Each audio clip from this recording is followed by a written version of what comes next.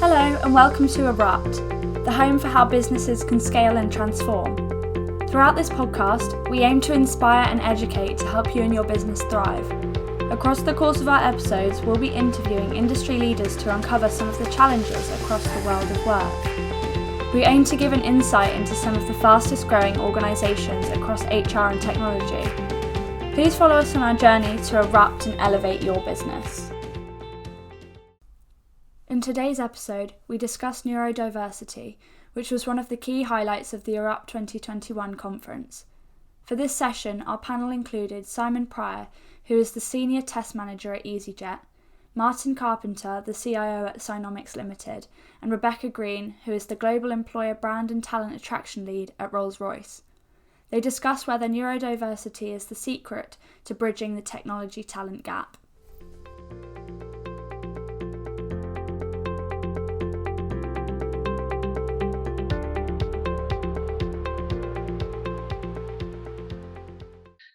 If we just get yourselves, Simon and Martin, to give a quick introduction to yourselves, what it is you're doing within your organisations and why it is you wanted to join us today on the session. So Simon, if you could start off just with a quick intro to yourself. Sure, yeah. I'm Simon Pryor. I am a Senior Test Manager at easyJet. So I'm responsible for all software testing and quality practices across our digital area at easyJet, so the website, the mobile app, and all the systems that support that. Neurodiversity is a big thing for me. It's in my family. My sister, my son, my 7-year-old son's autistic, and it's almost empowered me to want to break down the barriers within the work environment a lot more to help enable those with neurodiverse conditions that require support to enable that support and enable us to give them access to everything that they need to be as good as they can be.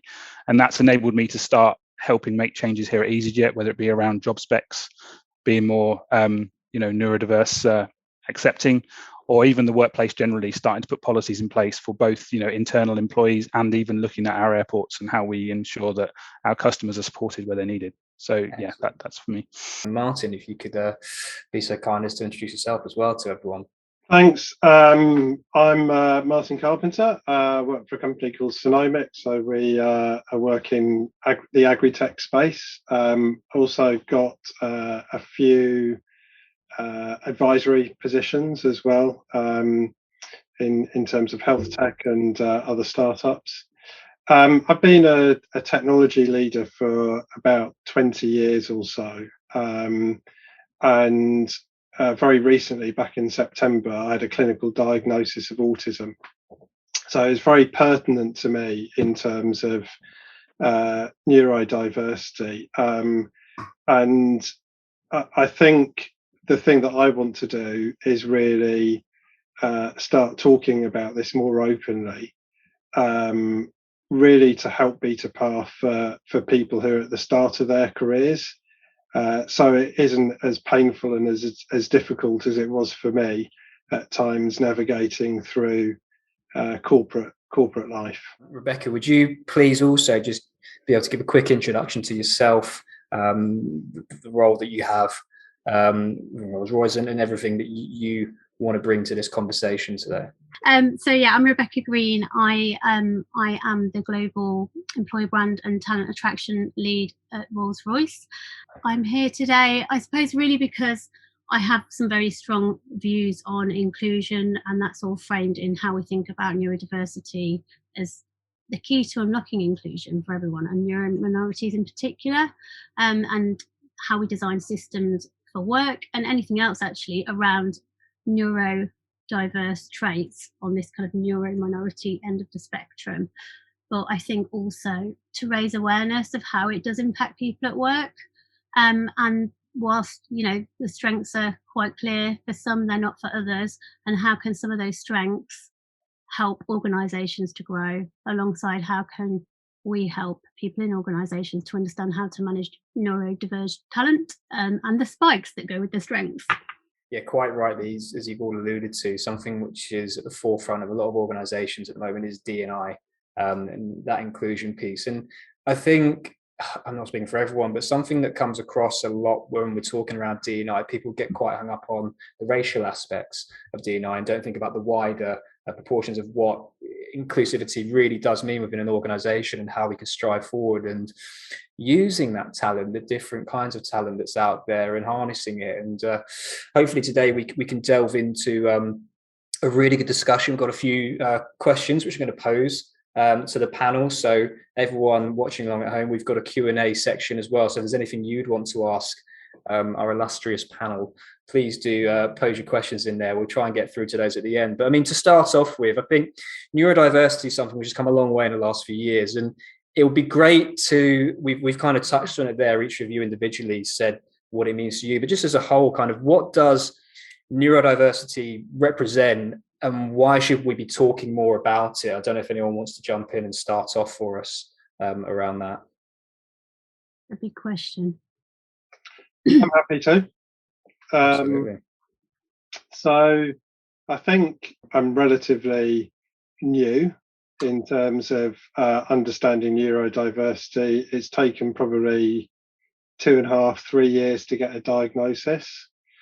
And so during that time, I've been obviously had a high degree of interest in the subject area. But one thing that really sticks with me is time and time and again, people say, once you've met one person with neurodiversity, you've met one person with neurodiversity. Everyone is different. So whether you've got ADHD, autism, dyspraxia, dyslexia, dyscalculia, Tourette's, everyone is going to be different and everyone is going to have a different mix. It says neurodiversity for a particular reason. Everyone is different. So I think that's the first thing, is to get a proper understanding around it. The second thing is, why is it important? Lots of studies suggest that 1 in 7 people are neurodiverse. And if you hone down on something like autism, they reckon there's around 700,000 people in the UK with autism. So that's a fairly significant chunk of the population if you look at the 1 in 7 and also the 700,000. From the conversations I'm having with people in tech leadership, and I'm sure it's the same with you, Rebecca and Simon, getting hold of really good talent is a real problem, and salaries are increasing at a very high rate. People are suggesting 20-30% in a year in some areas of cybersecurity and development, for example. So it's ignoring it at its peril in terms of that particular talent pool. But the other aspect of it is that some neurodiverse people are exceptional in some areas and actually much better aligned to doing particular tasks. And I remember watching a program on BBC Two probably 3 or 4 years ago around software testing and the fact that this company, they'd been trying to figure out this bug for 4 to 6 weeks and they couldn't. So Simon, you're smiling, so you've probably seen the same way. Yeah, I think I have, but yeah, please carry on. Couldn't figure it out, and they got somebody in who was on the spectrum, sat him down, and I think within 3 hours had figured out the problem, solved the problem, yeah. and also been able to replicate it. Data science is another area which is really good, being able to take huge amounts of complex data and being able to order them in a way that neurotypical people may really struggle with. And then the other aspect of it is around making sure that organizations really represent the communities that they serve. So a couple of the roles that I've had have been in social housing, for example, or health. It's so important that people are building products and services where there is an understanding about the communities that are being served. So if you've got 1 in 7 of your population and you're not addressing their needs, you're excluding a huge part of your customer base. So I think there's those 2 reasons. One is about talent, and addressing in part the skills shortage, but actually aligning people who are really good at specific roles. And then the second bit is making sure that it's about representation, partly about inclusion, but for me, it's more about representation. Mm. I think just to build on that, around the difference between neurodiversity, that's everybody. We all think differently, as you said, and neuro minorities or neurodiverged people that are diagnosed, often not diagnosed with a condition. They all share this similar set of traits, but each condition, and often people have multiple conditions. It's not uncommon to have more than one or parts of another, but not be diagnosed. They have a particular set of traits that within each condition is slightly different. So you have some real strengths with some of those diagnoses and different in others. And it's about understanding what that means in the context of an organisation. So whereas you've got some of the more straightforward things like coding, programming, I think the ability to spot patterns is one thing they all share, and to think outside of the box, as people say.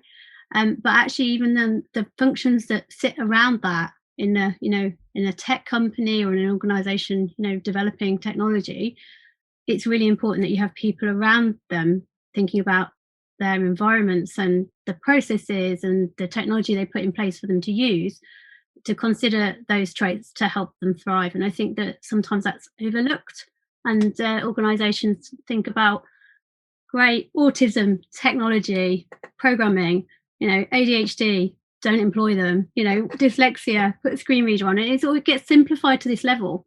And actually, and it can be used in any part of any business. These traits are strengths in any part of any business. It's about which role those people are in that's really critical within those areas.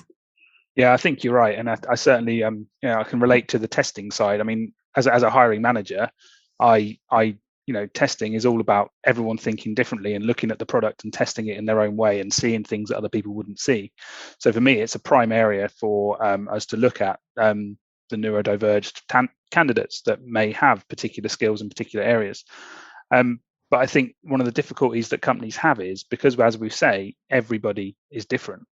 There isn't you can't set a policy in place for, right, we're going to hire all these people with autism. Well, actually, every person in that team that you're building is different. So how do you then set a policy to say, well, this is our standard we're going to work around?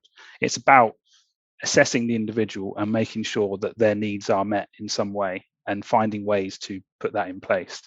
And that's the bit that companies, I think, are struggling with, because they're so used to setting a broad brush policy that means it covers for everyone. And actually, when you talk about neurodiversity, you have to look at it at a more granular level. You have to have things in place that enable people to be supported in the way that only they may need to be supported. And I think with the remote world that we're now living in as well, that's even increasingly more difficult, because then you're not all in the same office at the same time, and it's working out how everyone works best and enabling them to be their best selves. Absolutely. Yeah, and I mean, we've all kind of touched on it loosely there, the different areas that people can excel in. So within your own personal experiences, what areas have you seen neurodiverse employees have their biggest impact within business from your own personal experience? I think that for me personally, there's the areas that we've mentioned already, obviously in data, and for us at Rolls Royce, we have seen it in the development space, engineering, all of the kind of STEM background areas. It's I think it's much more well understood what the impact is of those people, and actually what I've started to see is the impact in leadership. I think that from a combination of poor outcomes, but also undiagnosis, misdiagnosis, particularly for female leaders in any area of any business, and the impact of recognition of these conditions in schools and education. I mean, that has an age kind of link, doesn't it? People that are older are less likely to A, be aware, B, be diagnosed, see it in themselves, go down that route, and maybe being treated for something else like mental health condition or something like that. That's quite common. But actually, when you look at the traits of leaders, you can see quite strongly, particularly in very senior leaders, I think you see quite strongly these, what I would call more neurodiverse traits. Vision and strategy, and seeing where we're going and getting people to get behind that. That's really great in terms of leadership skills. And you might not get the management skills, which makes it very difficult to people to kind of progress through that middle ground of the management bit into the leadership bit. But I think people that have gone in at that level and maybe are more advanced in their careers, I think you see those strengths play out, whether or not they're diagnosed with something, who knows? But seeing it as a character strength or a trait, I think it's quite clear.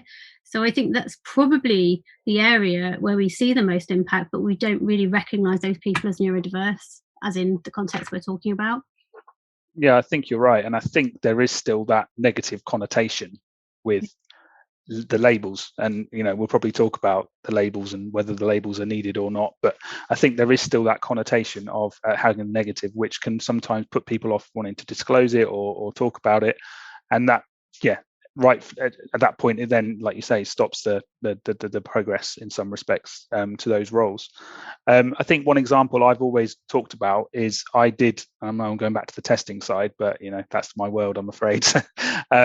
Is I employed someone, must be 5 years ago, who in his interview said, I've got ADHD, and he was worried that would be a negative.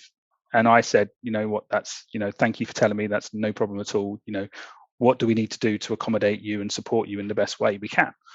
And I listened to what he had to say, and we evolved it over the next year or so of how best to work with him. And there was a few incidences where his team complained that he would distract them in meetings, he would be looking at other stuff, etc., etc. And I eventually was able to sort of work with the team and educate them and give him a position where he was able to succeed as an exploratory tester, where he had 2 or 3 screens doing different things at the same time and finding issues that nobody else in the team was anywhere able to find. And he was able to excel. He built his confidence up, and he became more sort of understanding of his own limitations and what he should do and shouldn't do in meetings. And he grew in the role, but it was a case of me evolving with him and me learning on the job as well as to how best to manage him. And that was one of the triggers for me, as to, we need to do more around this, because no one's aware of this in the team apart from him and me. How do we educate everybody else? And as you say, Rebecca, I've certainly seen leaders in positions where it's quite clear that they've got the traits, the entrepreneurial vision, but some of them have the vision, but they're not sure of the steps and how to get there. And that's where, again, there needs to be that support in place with the right team underneath them to enable the visions to be met. So just to add to that, and looking from my perspective, and one of the reasons why I went down the route of getting a diagnosis quite, some people would say quite late on in my career, was exactly that. I would be in management meetings or exec meetings, and I'd be looking at a problem and thinking, well, the solution is X, but everyone else is thinking the solution is Y. And I didn't understand actually that my brain may be processing the same information in a very different way. And sometimes that gives to, that different point of view gives an improved overall performance of a team. There have been plenty of studies where it's been shown, if you take graduates from Oxford or Cambridge who've all got firsts in a particular subject, and you get them to problem solve, they'll all cookie cut and have a look at the same problem. But if you get a mixed bunch of people around a problem, you're more likely to get a more sustainable solution to that particular problem. So I'm thinking about it from a leadership sense, and one of the reasons why I think it's it's part of my DNA now to talk about this more is from that perspective. It's okay to be a little bit different. There's nothing wrong with it. I'm the same person that I was a couple of years ago. It's just I now know why I am structured in that particular way. I think the other thing is you just have to look back at history to see some of the fairly seismic shifts in terms of technology development. So whether it's the telephone, whether it's Einstein, more recently whether it's Musk or Gates, all of those guys are definitely on the scale. And Elon Musk said, I'm the first person to present the Late Show who's an ASB. I think it's really interesting that those guys, as you said, Simon, are able to not only have that vision of being able to, how do we think differently? I'm going to die cast a car as opposed to build it out in many parts, but also then have the ability to go and execute. And I think that's about having the confidence and building confidence in yourself. So I would agree. I think there's the problem solving, there's data science, testing, development, but there's also I get this sense as well with me is if I've got a problem, that's when I'm the happiest, because I'm there to actually fix something. It's when I don't have a problem that I start getting, okay, this is a bit boring. So having problems and especially complex problems is something that I think neurodiverse, or certainly my own experience is, that's where I feel the most comfortable. Just sorry, please, Rebecca, go on. That's all right. I was just going to say, and I think that the interesting thing is, well, complex problems to anyone who goes us and them, but other people are not to us. They're, the ones that get you excited, and that is really where the impact is. That is where the impact comes from. It having that drive and that motivation, and in my case, hyper focus to kind of see you through ridiculous hours because you love it so much and you're enjoying it, and that is the key to unlocking the impact of those people. Which BAU. I mean, my ADHD coach said to me, don't even say the words long term, Rebecca. That's like your arch enemy. Why are you thinking long term? I'm not. Someone else is asking me to. But why are you doing it? Yeah, good question. Why am I doing it? Because do I need to do that? Long term for me is 3 years, maybe. Other people, it's like 15 years. It's like, yeah. It doesn't matter. Why should it matter? And I think that is why we're having this conversation, isn't it? And I'm not a technology person, but every day I get ideas for new apps. I just don't have the energy and time, unfortunately, to go and do anything about it. But they come all the time. It's a really interesting point, and something we touched on there, kind of around the labeling. And I think it comes around to how do we, it's something we're obviously doing right now within this panel session, but how do we educate the wider employee base around neurodiversity and kind of how to best work with neurodiverse people, what it really means, and the so what's for them, obviously for everyone else within the organization. How do we really encompass that education around neurodiversity within the workplace? That's something that I've started doing in easyJet with to start with, just informal lunch and learn sessions. We have a regular lunch and learn sessions on a weekly basis where usually it's someone talking about a technology or talking about this new process they want to put in, or this is how this team works. And I was like, right, I'm going to do one on the power of neurodiversity. And I set it up. I talk about 3 different neurodivergent conditions, so autism, ADHD, and dyslexia. I talk about what it is, but I mainly focus on these are the strengths that somebody with autism, with ADHD, or dyslexia could bring to an organization, bring to your team. And then we talk about how we'd make easyJet more accessible. What we do around job specs, what we do about interview processes, what we do about onboarding, what we do about the workplace, and make it a collaborative workshop where people start firing ideas off and talking about it. And it became this 2-hour safe space where people were talking about their stories with their own child in school, or this kind of stuff, and the troubles they'd had with schools not being accessible, and then relating that to the work environment. And it's built up a bit of a community now at easyJet where people understand neurodiversity, and we've started bringing in sort of neurodiverged sort of work experience students to learn some of the areas, because we've got a few people there that are supportive and willing, and there's that openness to talk about it. But there's still a very long way to go. And that's just the first building blocks. And I think there's a few organizations out there that are training other organizations on this kind of thing, but I think there's always room to spread the word further. And I think the thing that is really important around that is there is the base level of awareness, but we need to go beyond awareness. It needs to be part of every day, and that is the system in organizations. Everything is not designed to work for people on this end of the neurocognitive spectrum, everything.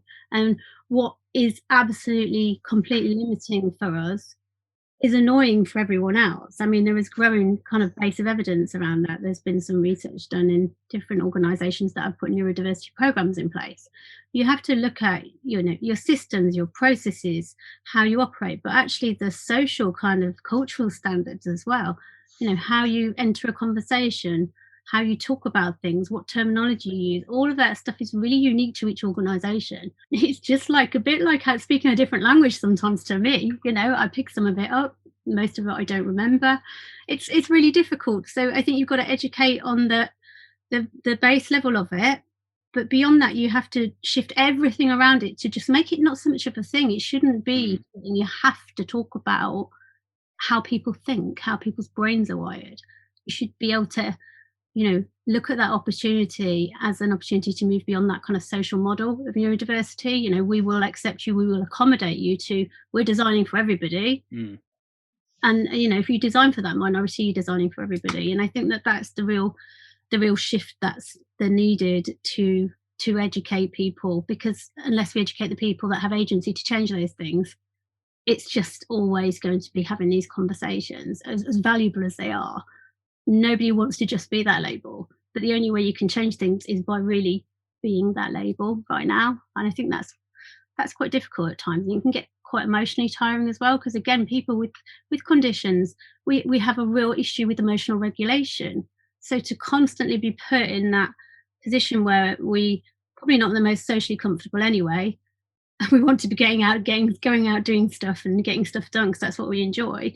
We're having to talk about ourselves and really expose and be vulnerable and talk about things that other people have perceptions around, whether you can emotionally manage yourself, whether you can manage yourself in time, whether you're late, all of these different things that are always seen by society as failures, and you grow up thinking of failures. And with late diagnosis, I was late diagnosis as well.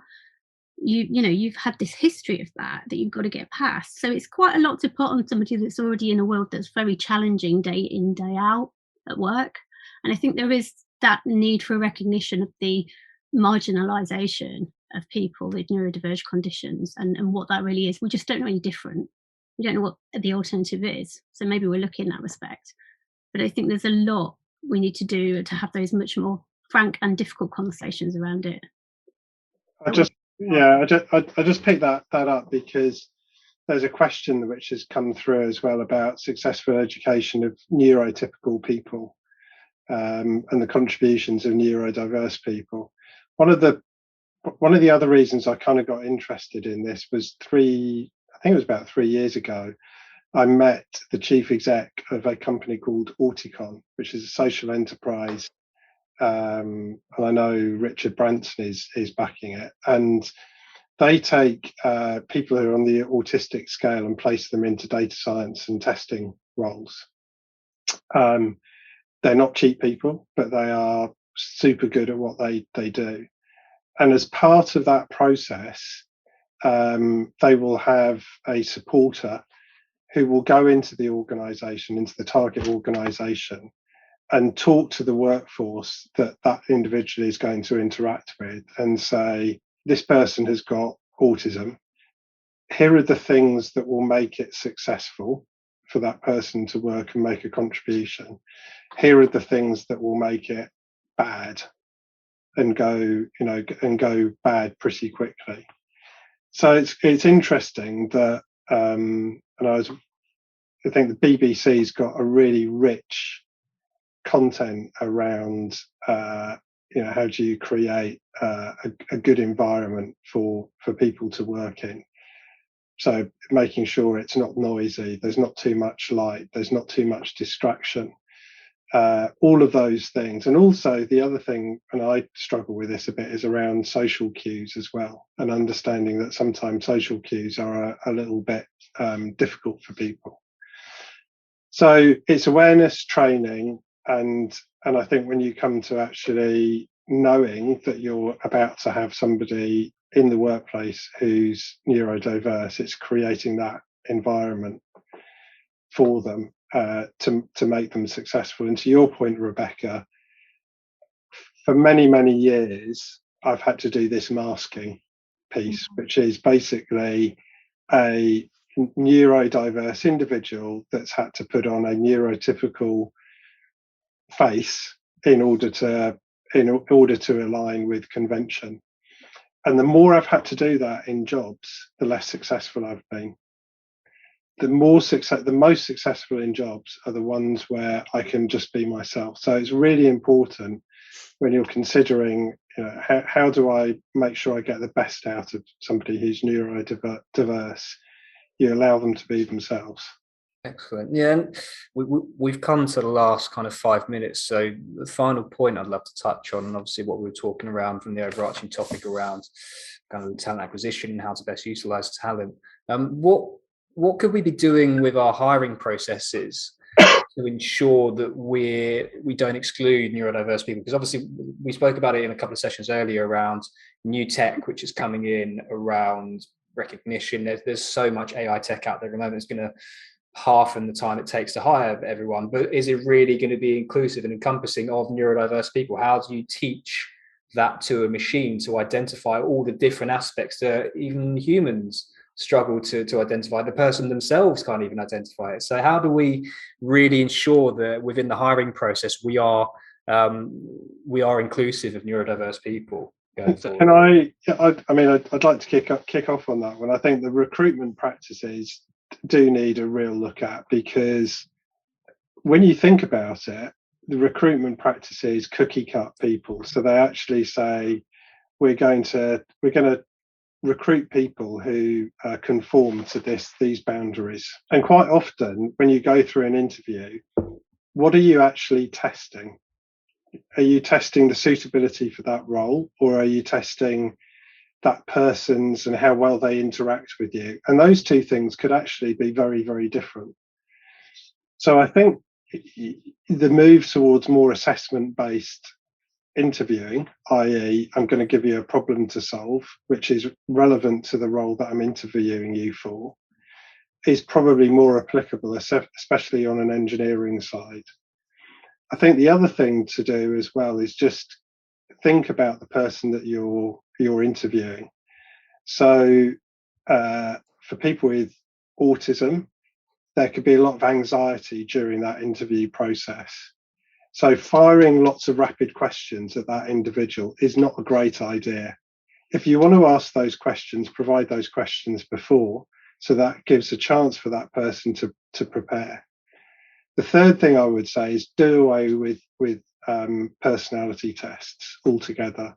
They are a complete waste of time, and again, put neurodiverse people under a lot of pressure, because there's a pass-fail mentality around psychological profiling. So just forget them. They're generally not worth it. And then also think about the body language that a candidate is having, because during an interview, again, you think about what you're assessing. You're assessing that person's capability to do the job, and not the capability of that person to necessarily convince you that they're a lovely person, that they can socially interact. They may have some awkwardness about them, but they may be fabulous at doing the role that you're interviewing them for. So just open your mind a bit. So yeah, just to add on that, I mean, one thing that I've been sort of talking about recently is around job specs, and what the world has got, especially in tech, has got into the habit of doing is the mandatory skills needed for a job are 10, 15, 20 bullet points long. And someone that's more neurodiverged may think, well, I have to hit every single one of those bullet points before I'll even consider applying. So therefore, let's look at it. Let's take away the long list of things. What are the core skills? What are the core requirements you have for that role? Maybe no more than 5 bullet points, and really enable that person to, if they apply for the role, there's no set, as Martin said, no set cookie cutter for what the role is going to look like for this person. There may be that core part of their role they have to do, but anything else around the role, let's work with the rest of the team and make sure that that person is able to succeed, because maybe communication, maybe there's presentations involved in that, the original spec, but actually the team want that responsibility to be able to do a few more presentations themselves, and actually somebody who's really good at the other parts of the role could fit that role, and we can work together collaboratively for in other ways. So It's really bringing back more simplified job specs, enabling more of the ability for people to want to apply from all backgrounds. And then the interview process. I've actually interviewed someone with autism where I was told beforehand by the recruiter, he doesn't want to give you eye contact. He may want to look away. So with the room was set up, he had the choice of having his chair turned to a different direction. And as like Martin said as well, we provided the questions beforehand. And he was able to be really confident because he didn't have to look at me. He was able to talk through the things he wanted to talk through. And he gave a really good account of himself in the interview. So there's just lots of elements of enabling that access for all. If they have specific requirements, let's talk about it beforehand. Let's set up the interview in a place that they're comfortable. If it means going to a coffee shop or going somewhere outside of the office because the anxiety of going into a strange place is too much for them, let's meet them somewhere where they feel comfortable. Let's talk to them in a more comfortable environment, and just working with the candidates. We've actually overhauled the entire early careers recruitment process. I mean, recruitment's my background. That's all I do. That's my what I've done for a long time. But we've overhauled it completely in early careers, and we've removed so much in terms of criteria. All of the assessment stuff you've spoken about, we've completely changed how they assess. I think one of the things that I really worry about that I see in the external market is adverts for tech organisation jobs, no matter what the job is, that you read the advert and they want a shopping list of traits that don't even fit together for anybody, never mind somebody who's neurodiverse. I'm like, well, hang on, you're talking about disruption, you're talking about being the future and all these things, but actually your job ad is doing something completely different. I think that criteria point is the most important part to tackle first, and keep away from SJTs, so situational judgment tests. Neurodiverse people will not answer them correctly, but what they will do is learn the pattern of what you want to hear and answer them in the way that you want to hear it. It's not going to tell you anything. It's such an over-reliance because they're cost effective and they can be, bespoke to an organisation. But it scares me that that's the way it's going. I think work-based assessments is definitely the way forward, and all of the points that Martin and Simon have made. Absolutely. Well, guys, thank you so much for joining us in our session. We've unfortunately run out of time, as I thought we would. We could probably go on for hours, and I would love to have this conversation a bit longer. So I think what we can do around this, and as we do with all of our content in the BTN, it's going to be available on demand for people that may have missed it. It's something we need to push to organizations kind of constantly. We need to make sure the message is out there. If that's one thing we can take away from this, is that the education piece needs to be there in the wider business sense. So thank you so much for joining us, Simon, Martin and Rebecca. It's been a great panel session. This podcast was brought to you by Annapurna Erupt. If you enjoyed this episode, please visit our Go Erupt website to get involved in our regular podcasts, video footage and live events throughout the year. Thank you for listening.